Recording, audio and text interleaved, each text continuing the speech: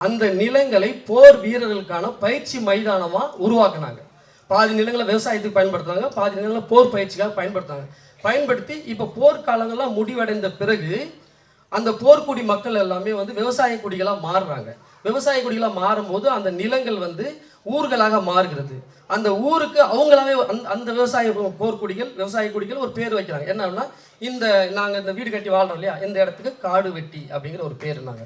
இந்த பேர் தமிழ்நாட்டில் 11 இடத்துல இருக்கு.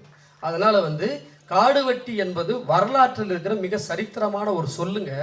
இது ஒரு பாசிட்டிவ் வைப்ரேஷனை கொடுக்கறது. அனைத்து சமூக பெண்களுக்காக யாரை பற்றியும் கவலைப்படாம அஞ்சாம பின்வாங்காம குரல் காத்தவனுடைய ஒரு அடையாள குரல் இதை அனுமதிங்கன்னு சொன்னோம். இல்லைங்க, கீழே நீங்க நடுநாட்டின் கதை போடுங்க, அது போடுங்க, சரி ஓகே. அதுக்கப்புறம் நம்ம படத்துல ஹீரோட ஜீப் புல்லட் யூஸ் பண்ணுவார், 2 வெஹிக்கிள் யூஸ் பண்ணுவார். அதுக்கு முன்னாடி சிங்கம் கர்ஜிக்கிற மாதிரியான ஒரு ஒரு படம் இருக்கும். அந்த படத்தை நீங்கள் வைக்கக்கூடாது அப்படின்னாங்க. இது ஒரு அதிர்ச்சி. சார், சிங்கத்தை ஏன் சார் பயன்படுத்தக்கூடாதுன்னு சொல்றீங்க? சிங்கம் 1, சிங்கம் 2, சிங்கம் 3 படம் வந்திருக்கு. எந்த ஹீரோயிசம் பாட்டு வந்தாலும் சிங்கம் சிங்கம் சிங்கம்னு வருது. ஆனால் என்ன சார், எங்களுக்கு ஜீப்பில் புல்லட்டில் கார் இருக்கக்கூடாதுன்னு சொல்லிங்க. இல்லை சார், இல்லை சார், அது ஒரு மாதிரியான நீங்கள் வெறி ஏற்றுறீங்க சார். என்னங்க இது? தமிழ் சினிமாவில் இருக்கிற 75% படத்தில் சிங்கம்னு டைலாக் யூஸ் பண்ணுறாங்க, டைட்டில் வருது, வசனம் யூஸ் பண்ணுறாங்க, பாட்டில் வருது. நாங்கள் பயன்படுத்தின வெறி ஏற்றுறதுக்கு என்னங்க இருக்குது? அப்புறம் நாங்கள் எடுத்து சொல்லும்போது அதை அனுமதிச்சாங்க. அதை விட ரொம்ப கொடூரமான ஒரு விஷயம் என்னன்னா, அதில் நம்ம அம்பேத்கர் படம் வச்சுருந்தோம், அதை அனுமதிச்சிட்டாங்க. காரல் மார்க்ஸ் படம் வச்சுருந்தோம், அதை அனுமதிச்சிட்டாங்க. பெரியார் படம் வச்சுருந்தோம், அதை அனுமதிச்சிட்டாங்க. அதுக்கப்புறம் ஒரு படம் வச்சுருந்தோம், இந்த படத்தை நீங்கள் வைக்கக்கூடாது அப்படின்னாங்க. யாருங்க, என்னங்க அப்படின்னு கேட்டோம். அப்போ அவங்க சொன்னாங்க, தியாகி அஞ்சலை அம்மாளோட படம் இருக்கக்கூடாது அப்படின்னு சொன்னாங்க. நான் சொன்னேன், தியாகி அஞ்சலை அம்மாளோட வரலாறு ஒன்று இருக்குங்க. சுதந்திரம் வாங்கிறதுக்கு முன்னாடியே 2 முறை சட்டமன்ற உறுப்பினர் இருந்த வீர பெண்மணி அவங்க. பாரதியாரோட முதல் நினைவு நாளை 100 கைதிகளுக்கு சாப்பாடு ஆக்கி எடுத்துட்டு போய் கடலூர் சிறையில் அந்த கைதிகளுக்கு பந்தி வச்சு கொண்டாடின ஒரு வீர மங்கை அவங்க. தமிழகத்தின் ஜான்சி ராணி. அவங்களுடைய அவங்க படத்தை யூஸ் பண்ணக்கூடாதுன்னா, ஒன்று அதை பற்றிய வரலாறு உங்களுக்கு தெரியாமல் இருக்கலாம், அல்லது இந்த வரலாறு சாமானிய மக்களுக்கு தெரிஞ்சிடக்கூடாதுன்னு நினைக்கலாம். ஸோ இது மாதிரி தமிழ் சினிமாவில் யார் எதை சொல்லணும் எதை சொல்லக்கூடாதுன்னு இங்கே ஒரு பெரிய கார்பரேட் இருக்குது. இதுதான் உண்மை. இந்த உரிமையில நம்ம ஒடுக்கப்பட்டிருக்கிறோம். இதை நம்ம சொல்லணும் அப்படிங்கிறது தான் இந்த படத்துல நாங்க பேச வேண்டிய விஷயம். அதை தாண்டி மனித சமூகங்கள் உருவாகும் போது ஒவ்வொரு தொழிலை அடிப்படையாக கொண்டுதான் கூட்டமா பிரிச்சாங்க. அந்த கூட்டத்துக்கு சமூகம்ங்கிற ஒரு பேரு. இப்போ அந்த மனித சமூகங்கள் வெவ்வேறு கூட்டங்களா இருக்கும்போது அதை என்ன பண்றாங்கன்னா, செய்யும் தொழிலின் அடிப்படையில் பிரிக்கப்பட்டது. ஆனா மனிதனோட குறுக்கு புத்தி என்ன மாறுதுன்னா, அது ஒரு பட்டியலாக மாறுது. 1, 2, 3 ஒரு பட்டியலாக மாறும்போது மேலே இருக்கிறவங்களாம் உயர் சமூகத்தை சேர்ந்தவர்கள், கீழே இருக்கிறவங்களாம் தாழ்ந்த சமூகத்தை சேர்ந்தவர்கள். மனுஷன் அவனுக்குள்ள இருக்கிற குறுக்கு புத்தி அப்படி வேலை செய்யுது. சரி, இது ஒரு மிகப்பெரிய ஒரு சமூகத்தில் ஏற்பட்ட ஒரு அழுக்கு, ஒரு பிழை. இப்ப இந்த அட்டவணை பட்டியலோட பிழையை நம்ம எப்படி மாற்றணும் அப்படின்னா, அதற்கு கல்வி அறிவு தான் சிறந்த வழி, முதல் வழி. 2வது வழி பொருளாதார மேம்பாடு, இது 2வது வழி. 3வது வழி புரிதலை ஏற்படுத்துவதல். வா சண்டைக்கு, நீ அடிக்கலாம், நீ 200 வருஷம் அடி வாங்கினா நான் திரும்ப அடிக்கிறேன், இது இல்லை. புரிதலை ஏற்படுத்துவது. ஒருத்தனுக்கு அறிவில்லை, மிருகமா இருக்கானா, அவனை புரிய வச்சா மட்டும்தான் அவன் மாறுவனை தவிர, அவனை அடிச்சு புரிய வைக்கிறது வன்முறையை சேர்க்கும், தலைமுறையா வன்மையை சேர்க்கும். அதனால நாம இந்த சமூக வேறுபாடை கலைப்பதற்கு நேர்மையான பாதையில போவோம். இந்த காதல் அப்படிங்கிற ஒரு சப்ப காரணத்தை வச்சுட்டு நீங்க எல்லாத்தையும் ஒழிக்கலாம்னு நினைச்சீங்கன்னா, அது தலைமுறையாக வன்முறையை சேர்த்து கொண்டிருக்கிறோம் அப்படிங்கிற ஒரு படத்தை தான் நம்ம சொல்லியிருக்கோம். தமிழ் சினிமாவில் நீண்ட நாளுக்கு பிறகு வட மாவட்டத்தில் வாழ்கின்ற மனிதர்களுடைய கலாச்சாரங்களை, வாழ்வியலை, அரசியலை உள்ளபடியாக பேசுகிறோம். இதான் இதுல என்ன பிரச்சனை இருந்தாலும் பார்த்துக்கலாம். நம்ம படத்துல கூட நம்ம ஒரு வசனம் வச்சிருப்போம், மரணத்துக்கு பயப்படுறதா மரணம்னு வாழ்றோங்க நாங்க அப்படின்னும் போது என்ன, உயிரெல்லாம் ஒரு பெரிய விஷயமே கிடையாது. ஏன்னா நம்ம காடு வெட்டியார அவரை தான் நம்ம ஒரு பெரிய ஒரு ஹீரோவா நினைக்கிறோம். எனக்கு ரொம்ப சந்தோஷம். என்னன்னா, நான் நிறைய பேர்த்த போய் கதை சொல்லுவேன், டெக்னீஷியனு, ஆர்டிஸ்ட் நிறைய பேர்ட்ட கதை சொல்லும்போது, கதை அவங்களுக்கு ரொம்ப பிடிக்கும், கேரக்டர் ரொம்ப பிடிக்கும், படத்துக்கு என்ன டைட்டில்னு சொல்லுவாங்க. காடு வெட்டி அப்படின்னும் போது ஒரு 2 நாளில் நான் டிஸ்கஷன் முடிச்சு சொல்லட்டுமா அப்படின்னுவாங்க. 3ஆவது நாள் ஃபோன் அடிச்சோம்னா, இல்லைங்க எனக்கு கொஞ்சம் வேறு படங்கள்லாம் இருக்குது, அது நம்ம அடுத்தடுத்து பார்க்கலாமா. என்னன்னா, அந்த டைட்டில் அவங்களுக்கு ரொம்ப கஷ்டமாக இருக்குது. அந்த வகையில் நம்ம படத்தோட ஹீரோ சுரேஷ் அண்ணன் அவரை சந்திக்கும் போது சொல்லியா என்னையா படம் பேர் என்ன வச்சுக்கிறேன் அப்படின்னா நான் காடு வெட்டின்னு வச்சிருக்கேன். என்ன சொல்கிறேன் காடு வெட்டி கதை என்ன கதையை ஓடி அந்த டைட்டில் போதப்போ எப்போ ஷூட்டிங் சொல்ல வரேன் இல்லைண்ணா அந்த ஹீரோக்களுக்கு சம்பளம் அடா முடியா நீ ஷூட்டிங் டேட்டை சொல்லியா நீ யார் எவ்வளோ பெரிய வீரன் அவர் என்னுடைய எனக்கு பிடிச்ச தலைவன் என்னுடைய ரோல் மாடலு. அந்த படத்தில் நான் நடிக்காமல் வேறு யார் நடிக்கிறது அப்படின்னு சொல்லிட்டு படம் ஆரம்பித்து கடைசி வரைக்கும் எந்த நேரத்தில் கூப்பிட்டாலும் எனக்கு உடனடியாக வந்து நிற்கிற ஒரு ஹீரோ. தமிழ் சினிமாவில் இந்த மாதிரி ஒரு ஹீரோக்கள் கிடைக்கிறது ரொம்ப பெரிய விஷயம். அந்த வகையில் ஆர்கே சுரேஷ் அண்ணனுக்கு ஒரு லட்சம் நன்றிகள். படம் எடுத்துட்டோம், உங்கள்கிட்ட ஒப்படைக்கிறோம். நீங்கள் எத்தனையோ லட்சக்கணக்கான லட்சியவாதிகளை உருவாக்கியிருப்பீங்க. அந்த வகையில் என்னையும் ஒரு கடைப்பிள்ளையாக நினைத்து என்னையும் வெற்றி பெற செய்ய வேண்டும் என்று இறைவனிடம் உங்களிடம் கேட்டுக்கொள்கிறேன். நன்றி, வணக்கம். இந்த படத்தில் நான் பணியாற்றியதில் மிக பெருமை அடைகிறேன். ஏனென்றால் சமீப காலங்களாக தமிழ் இண்டஸ்ட்ரியில் மட்டும்தான் நான் நிறைய லாங்குவேஜ் பண்ணிகிட்ருக்கேன். நான் நேற்று கூட 2 நாளோட பாம்பேலேருந்து வந்தேன். சில சொல்லப்படாத விஷயங்கள் இங்கே தான் நடக்குது. அது உதவி இயக்குனர் இருக்கும்போது தான் அது வரமாட்டேங்குது. ஒரு படம் ஜெயிச்சதுக்கப்புறம் எங்களை நசுக்கிறாங்க புதுக்கிறாங்கன்னு சொல்லுவாங்க. அது எதை சொல்ல வரேன்னு தெரியல. பொதுவாக இந்த படத்தோட கதை சகோதரர் சோலை ஆத்மோ அவர்கள், அவரும் 4 தயாரிப்பாளர்கள். முக்கியமாக அந்த 4 தயாரிப்பாளர்கள் மிக மிக நன்றி சொல்லணும். ஏன்னா இப்படி ஒரு படத்தை எடுக்கணும்னா உண்மையில கண்டிப்பாக தில்லு வேணும். அந்த தில்லுக்கு நான் ரொம்ப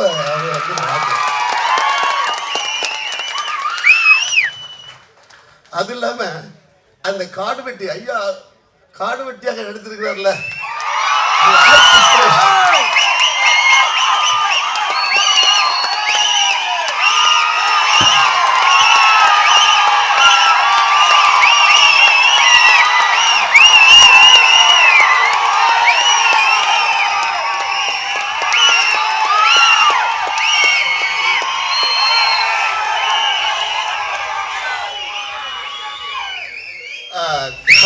அவர் இந்த படத்தில் வாழ்ந்திருக்கிறார்.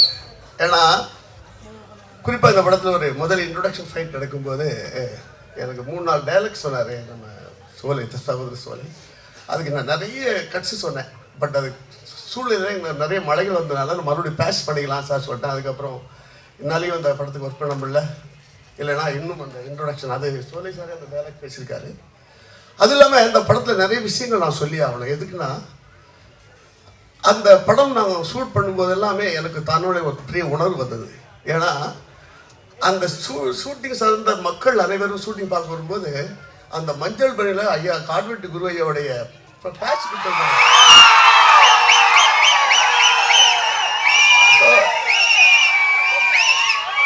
அதாவது ஏற்கனவே அவரை பற்றி நான் அவரோட ஸ்பீச் எல்லாம் கேட்டிருக்கேன். எந்த ஒரு அரசியல்வாதியும் மதிக்க மாட்டார். நான் தன்னுடைய ராஜ்யம் என்று வாழ்ந்த ஒரு மிகப்பெரிய ஒரு மகான் அவர் அவருக்கு இவ்வளவு பெரிய ஃபாலோவர்ஸ் இருக்காங்களா சொல்லும்போது எனக்கு அது இன்னும் அந்த படத்தில் மிகமாக நல்ல வேலை செய்யணும் ஒரு ஆர்வம் வந்துச்சு. ஏன்னா அந்த கதையில் எனக்கு அந்த கதையோட ஒவ்வொரு சிச்சுவேஷனும் எனக்கு மிகப்பெரிய யுக்தியை கொடுத்துச்சு. ஸோ இந்த படத்துக்கு இன்னும் பிரம்மாண்டமாக வேலை செய்யணும்னு சொல்லும்போது நானே கிளைமேக்ஸில் நிறைய விஷயங்கள் கொடுத்தேன். ஆனால் அதனால அவங்களுக்கு கொஞ்சம் ஒரு தயாரிப்பாளர் கொஞ்சம் லாஸ் தான். என்ன இல்லை லாஸ் தானே உங்களுக்கு? ஆமாம். ஏன்னா அவங்க இல்லை அவங்க பட்ஜெட்டாக எடுக்கிறாங்க. பட்டு கனல் கன்னட பேச முடியல, கண்ட்ரோல் மீறி போயிட்டு இருக்கு, ரெயின் அப்படிலாம் இருக்குது. ஆனால் எடுத்து எடிட் பண்ணி பார்த்தோம் ரொம்ப ரொம்ப ரொம்ப ரொம்ப சந்தோஷப்பட்டாங்க. ரொம்ப ஹாப்பி. மறுபடியும் 2 நாள் பேட்ச் ஒர்க்கே நம்ம சோலை மாரிமுத்தனை மேனேஜர் கூப்பிட்டார். அப்போ நான் கிடைக்க முடியாத சூழ்நிலை ஆகிப்போச்சு. உதவியாளர் நம்பரெல்லாம் வேணாம், வந்தால் நீங்கள் வாங்க நான் முடிச்சிடலாம் அப்படின்னாங்க. ஸோ முக்கியமான இன்னொரு விஷயத்தை நான் சொல்லி ஆகணும்.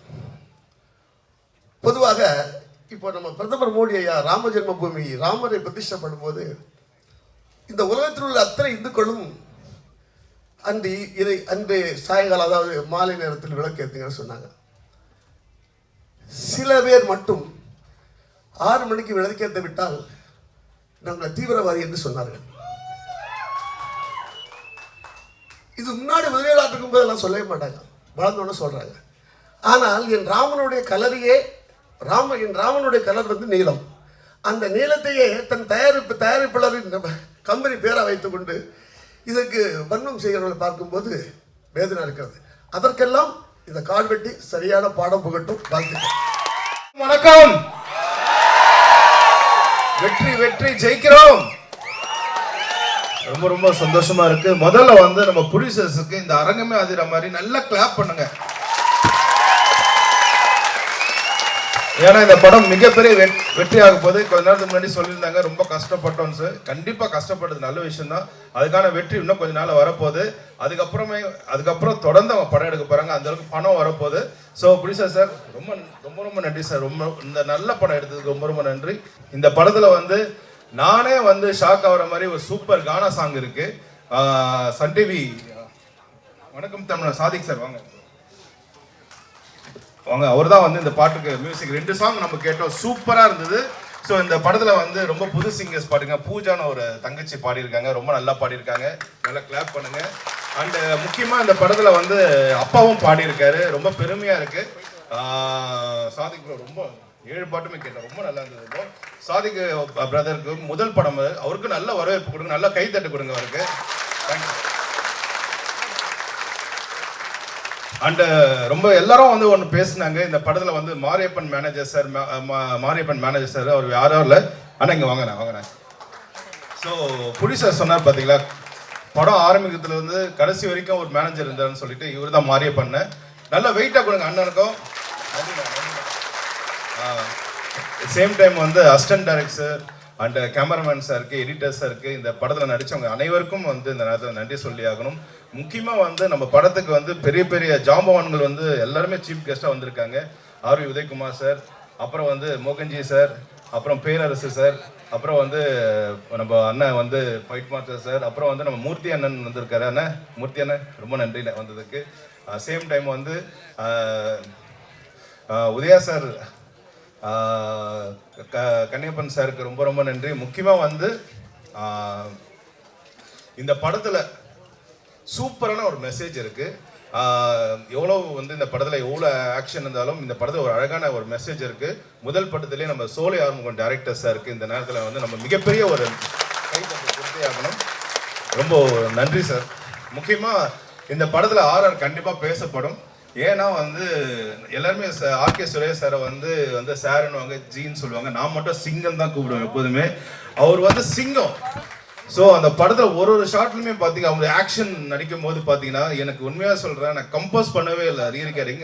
அவரோட ஆக்ஷன் பார்த்து அப்படி கீபோர்டில் கை வைக்கும் போது